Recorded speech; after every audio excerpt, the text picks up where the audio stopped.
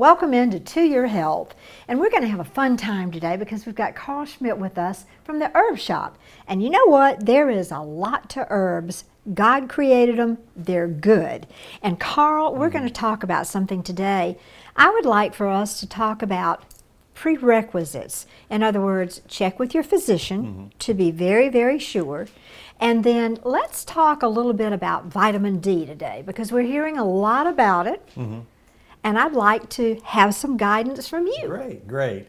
Well, definitely people need to check with their doctor, and vitamin D levels can be easily checked on blood work. And most people run low on vitamin D. True.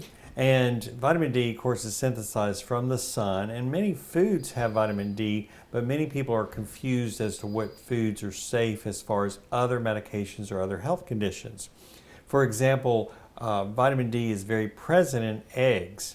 And eggs are very healthy for us, and there's a lot of misunderstanding about eggs, but the yolk of the egg, particularly when cooked over easy, a soft egg, delivers a lot of vitamin D. Oh, and good. It's contrary to what cholesterol myth is about. So vitamins D are also in certain fish, in deep water, cold water fish can deliver a lot of vitamin D. So there's good sources for that, but often we need to supplement with a supplement vitamin D. And there's D2 and D3, a little nuances to that. And then what's actually checked in the blood levels isn't available in supplement form, it's a conversion. And there's genetics that are involved. And we have actually genetic tests that we can see if you're more prone to have a weakness in synthesizing vitamin D. So there's a lot of characteristics to that. And then too high a consumption of vitamin D could interfere with phosphorus levels, kidney function, and so I'm really against the real mega dose at any given time, but more of the slow and steady approach. Well, may I ask you this? Number one, two questions. Which do you think is better for just everyday people like me, the vitamin D3 or the 2? And what is a good benchmark dosage? I hear so much about that, and you don't know if it's 1,000, 5,000, 10,000. Right. Well, the good dosage is generally 1,000 to 5,000. Okay. I like for vitamin D, it could have other fat-soluble vitamins. Vitamin D is a fat-soluble. As I mentioned, the egg yolk, it's kind of a fatty substance, and that goes back to the cholesterol. And that's the problem with cholesterol medicines is they lower fats, so they lower the vitamin D. So they're contraindicated to take a cholesterol medicine and trying to raise your vitamin D levels because it's a sterol, a cholesterol. So I like D3 primarily. It's the most bioavailable and most active form. Certain B vitamins complement, particularly B vitamins in their more advanced forms or cofactor forms called methylated forms. So methyl 12, methylfolate, those improve how the D gets synthesized in the liver.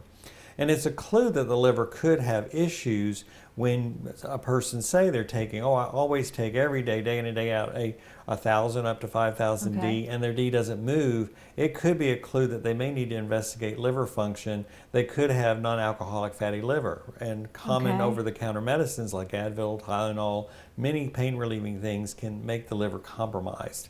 And diabetics with sugar and A1C or triglyceride levels could mean the liver can't necessarily do the function of taking a supplement D and getting blood level Ds up. The best source of vitamin D, let me ask you this, would it be God's natural way, sunshine? Well, sunshine, or is any method better than another? Well, the diet, like I said, the foods, we often have misinformation. We need to eat those eggs and fish.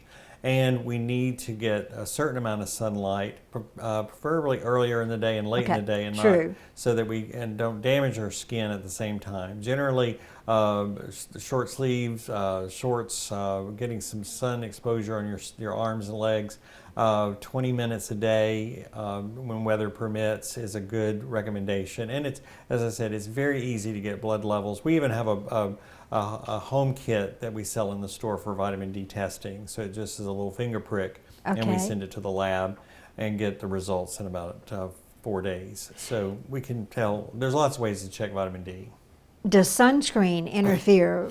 It can interfere, yes, because it's how the skin affects those rays and converts the sunlight into vitamin D in our body. So it does reduce it some, yes. What is the effect on the immune system?